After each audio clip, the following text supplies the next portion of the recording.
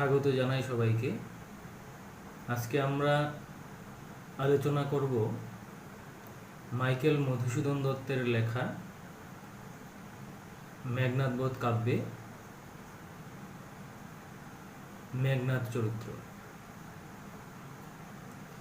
যদিও আজকের ভিডিওটি আমার প্রিয় ছাত্রের অনুরোধে,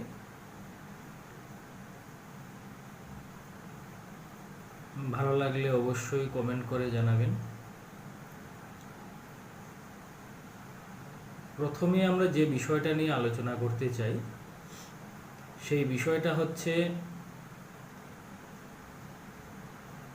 আমি বিস্তারিত মাইকেল মধুসূদন দত্ত সম্পর্কে আলোচনা করতে যাচ্ছি না। মেঘনাদ বধ কাব্য সম্বন্ধে আলোচনা করতে গেলেই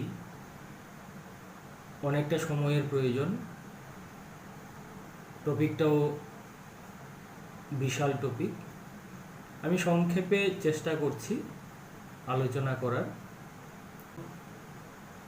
মেঘনাদ বধ কাব্য মাইকেল মধুসূদন দত্তের সর্বাধিক পঠিত, সর্বাধিক আলোচিত, সমালোচিত ও বিস্ময়কর মহাকাব্য।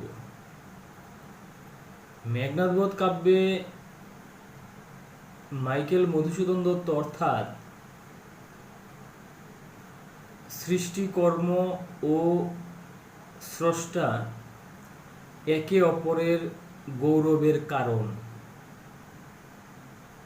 বিশাল বিপুল সৃজন ক্ষমতা, ইতিহাস, ঐতিহ্য, পুরাণ জ্ঞান আর বিশ্ব সাহিত্য সম্পর্কে অগাধ পাণ্ডিত্য না থাকলে কোনো কবির পক্ষে এরকম অতুলনীয় মহাকাব্য সৃষ্টি করা সম্ভব নয়।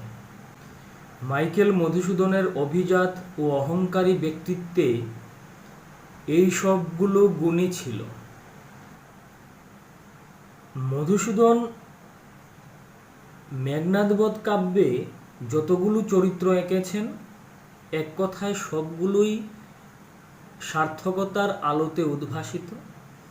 যার যার জায়গায় সেই সেই চরিত্র দাঁড়িয়ে আছে অপ্রতিদ্বন্দ্বী হয়ে। কারুর বলার উপায় নেই যে অমুক চরিত্রে অমুক ত্রুটি সেই চরিত্রের মহিমা ম্লান করে দিয়েছে। কিন্তু একটি বিষয় লক্ষ্য করলে দেখা যাবে সবগুলো চরিত্রই পরাধীন। আপাত দৃষ্টিতে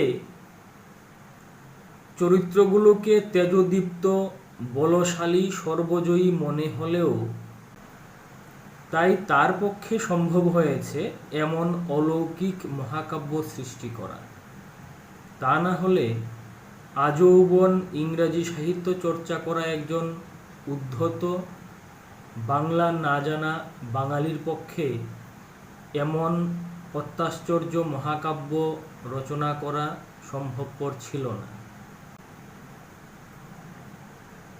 এবারে আমরা মেঘনাদ বধ কাব্য সম্পর্কে একটু আলোচনা করে নিই সংক্ষেপে। মেঘনাদ বধ কাব্য 9টি স্বর্গ সম্বলিত, জ্যোতি স্বাধীন, প্রবহমান অমিত্রাক্ষর ছন্দে রচিত। কাব্যটির প্রথম সংস্করণ 2 খণ্ডে প্রকাশিত হয়েছিল।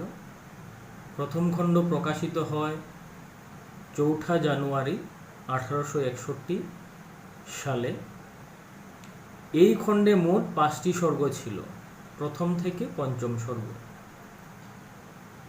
দ্বিতীয় খণ্ড 1861 সালেই প্রকাশিত হয়।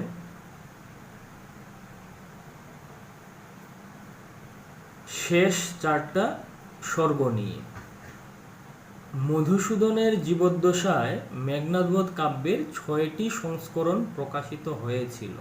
ষষ্ঠ সংস্করণে 2 খণ্ড সংস্করণের ভার বহন করেন বলে মাইকেল মধুসূদন দত্ত রাজা দিগম্বর মিত্রকেই এই কাব্য উৎসর্গ করেছিলেন।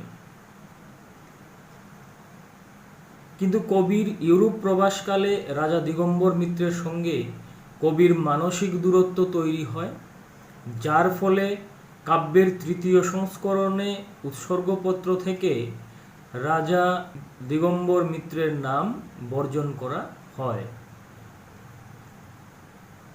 মেঘনাদবধ কাব্যের 9টি স্বর্গ জুড়ে স্বর্গ, মর্ত্য ও পাতাল ভেদ করে যে কাহিনী শাখা প্রশাখা বিস্তার করেছে তা মূলত মহাকবি বাল্মীকির রামায়ণ হতে সংগৃহীত। এটা তার বিশেষত্ব। কি বিশেষত্ব? রামায়ণে উল্লেখিত রাম রাবণের যুদ্ধ মেঘনাদবধ কাব্যে নবপ্রাণ লাভ করেছে। সেই প্রসঙ্গে পাশ্চাত্য মহাকবিদের রুচিবোধ ও কাব্যশৈলী যোগ হয়ে মেঘনাদবধ কাব্য হয়ে উঠেছে কালজয়ী। লঙ্কার রাজা রাবণ স্ত্রী পুত্র পরিজন নিয়ে তার সুখের সংসার। রাবণ রামায়ণে রাক্ষস হলেও মেঘনাদবধ কাব্যে তিনি মানবিক গুণসম্পন্ন একজন প্রজাবৎসল দেশপ্রেমিক রাজা। তিনি পত্নী প্রেমে মুগ্ধ ও বিগলিত, পুত্র স্নেহে অন্ধ ও হিতাহিত জ্ঞানশূন্য। যে কোনো গার্হস্থ্য মানুষের জন্যে এইগুলো চরিত্রভূষণ। অন্যদিকে রাম অযোধ্যারাজ দশরথের ভাগ্য বিড়ম্বিত পুত্র। তিনি সতী সাধ্বী স্ত্রী সীতাকে নিয়ে পিতৃশর্ত পালনের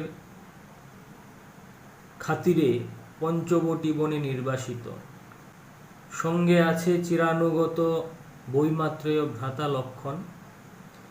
রাবণের বিধবা ভগিনী শূর্পণখা রামকে পতিত্বে বরণ করার বাসনা প্রকাশ করলে তিনি প্রত্যাখ্যাত হন এবং লক্ষ্মণ শূর্পণখার কর্ণ নাসিকা ছেদনপূর্বক অপমান করে তাড়িয়ে দেন। বোনের এই দুর্গতি দেখে রাবণ অস্থির হয়ে ওঠেন এবং সীতাকে কৌশলে অপহরণ করে অশোক বনে বন্দী করে রাখেন। এরপর কি ঘটেছিল আমরা জানি।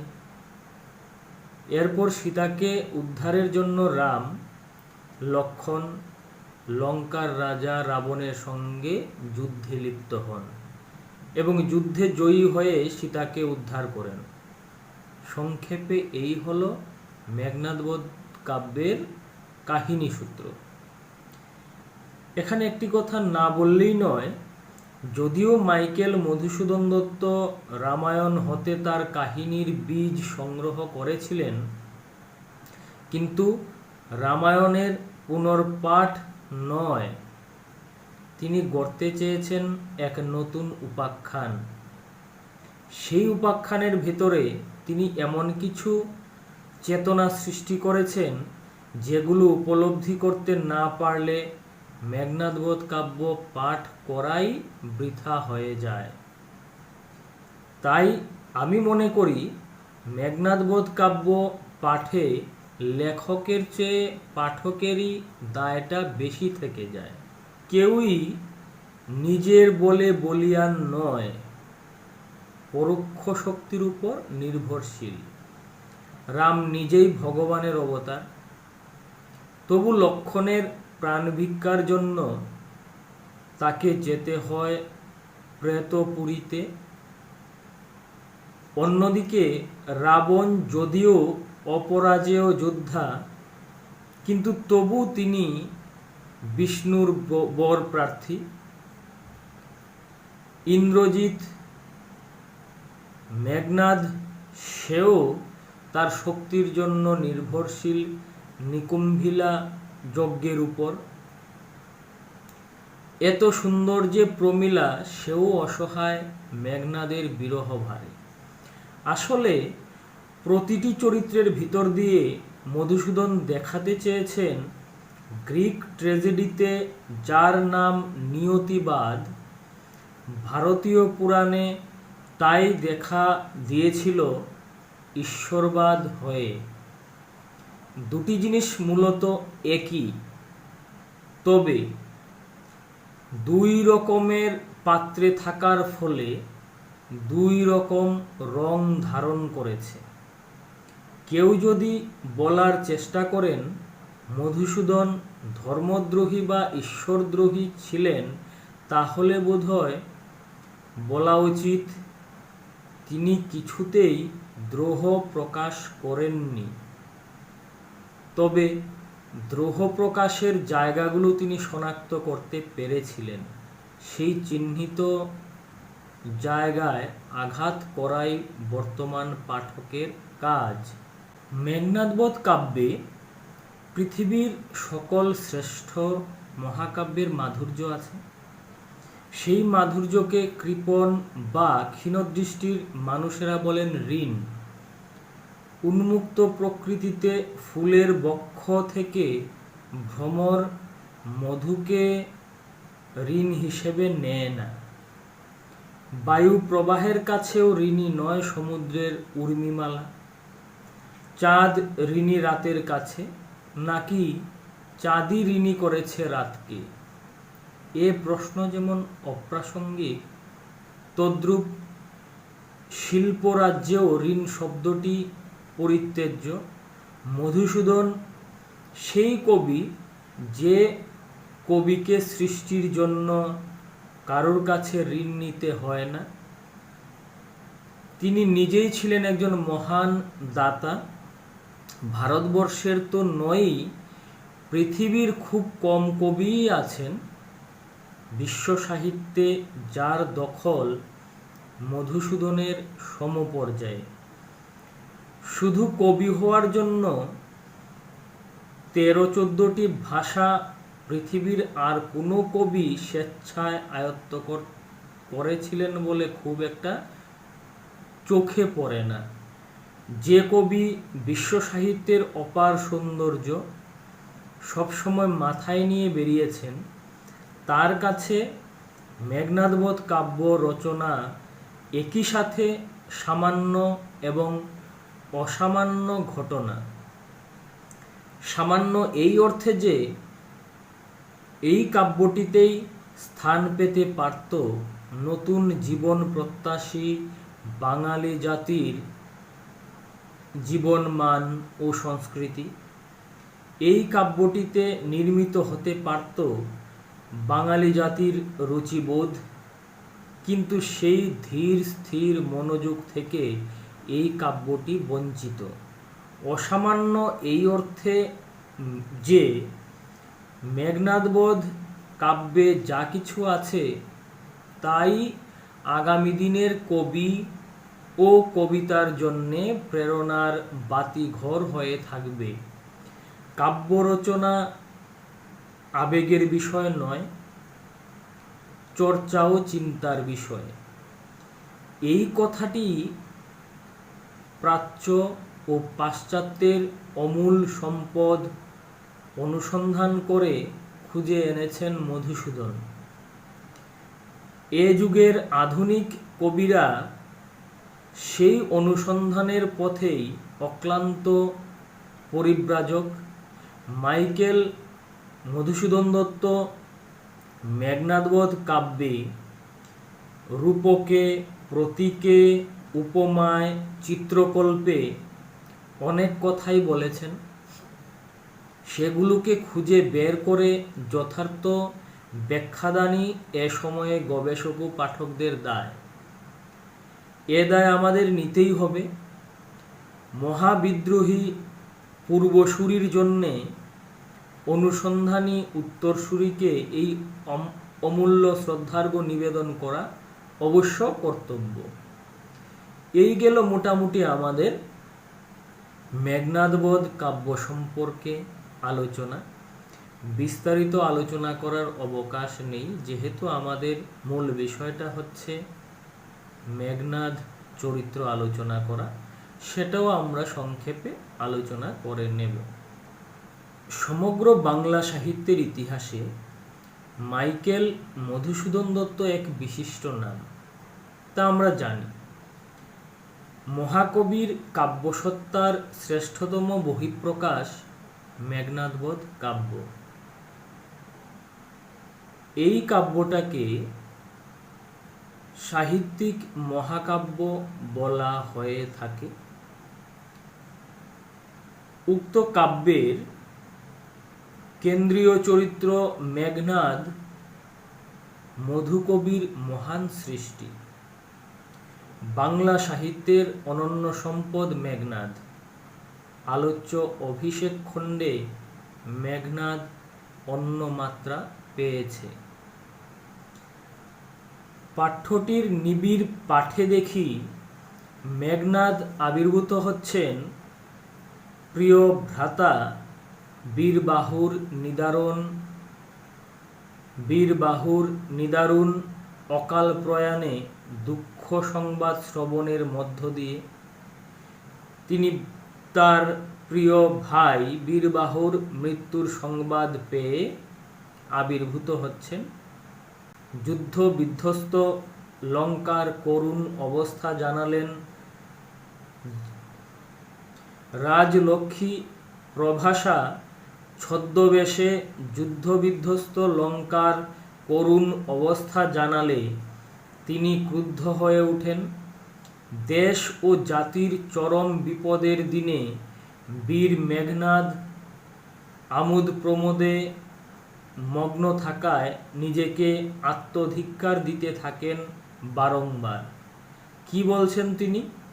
হা ধিক মোরে বৈরী দল বেড়ে স্বর্ণলঙ্কা হেথা আমি বামাদল মাঝে। তিনি তো বাসব বিজয়ী। সামান্য নর রাম লক্ষ্মণকে কিসের ভয়? প্রবল আত্মবিশ্বাসে তিনি স্ত্রী প্রমীলাকে আশ্বস্ত করে বললেন, কি বলছেন? তোরায় আমি আসিব ফিরিয়া কল্যাণী। বলে তিনি রাম লক্ষ্মণের বিরুদ্ধে যুদ্ধে যাচ্ছেন। তিনি তো শুধু আদর্শ স্বামী নন, তিনি আদর্শ পুত্রও বটে। পিতার চরম দুর্দিনে রামচন্দ্রকে সমূলে বিনাশ করবার জন্যে প্রিয় পিতার কাছে যুদ্ধযাত্রার অনুমতি নিতে আহ্বান করেন, যা তার চারিত্রিক বীরত্বের নিদর্শন। এই যে আমাদের পাঠ্য বিষয়টি, এই পাঠ্য বীরত্বের পাশাপাশি মেঘনাদের হৃদয়ের শান্ত কোমল ভাব আমাদের লক্ষ্যগোচর হয়। একই সঙ্গে গুরুজনের প্রতি অসম্ভব শ্রদ্ধা। তার ধাত্রীমাতাকে তিনি মাতঃ বলে সম্বোধন করেন। পিতাকেও যথাচিত সম্মান দিয়ে কথা বলবার আগে করজোড়ে পিতৃচরণে প্রণাম করতে আমরা দেখি। পত্নী প্রেমেও তিনি তুলনাহীন। তার পত্নী প্রেমের একটি উজ্জ্বল উদ্ধার। ইন্দ্রজিতে জিতি তুমি সতী বেঁধেছ যে বাঁধে, কে পারে খুলিত সে বাঁধ। ইন্দ্রজিতে জিতি তুমি সতী বেঁধেছ যে বাঁধে, কে পারে খুলিতে সে বাঁধে। লঙ্কায় প্রবেশ করে সংযতভাবে তিনি সেনাপতির দায়িত্ব নিয়ে যোগ্য সন্তানের মতো পিতাকে চিন্তামুক্ত করেছেন। এই দায়িত্ব নেওয়ার মধ্যেই নিজ শক্তিতে আস্থা, পিতার প্রতি, মাতৃভূমির প্রতি, নিজ জাতির প্রতি মমত্ববোধ আমরা লক্ষ্য করি। অসহায় পিতাকে সাহস যোগাতে বীর ইন্দ্রজিৎ উচ্চারণ করে, থাকিতে দাস যদি যাও রণে তুমি, এ কলঙ্ক পিত বুঝিবে জগতে। তার মানেটা কি? তিনি বলতে চাইছেন, এই দাস থাকতে, মানে আমি থাকতে তুমি কেন যুদ্ধে যাবে? এই যে পিতাকে তিনি সাহস যোগাচ্ছেন, সেটা আমরা সচরাচর দেখতে পাই না। এভাবেই সমগ্র খণ্ডে মহাকবি তার ফেভারিট ইন্দ্রজিৎকে আদর্শবাদী, নির্ভীক, দেশপ্রেমিক এবং নিষ্পাপ করে অঙ্কন করেছেন। আমরা সহজভাবে এবং সংক্ষেপে ইন্দ্রজিৎ বা মেঘনাদ চরিত্রটা আলোচনা করলাম। আশা করি ভালো লাগবে। সবাই ভালো থাকবে, সাবধানে থাকবে এবং বাড়িতে থাকবে। ধন্যবাদ সবাইকে।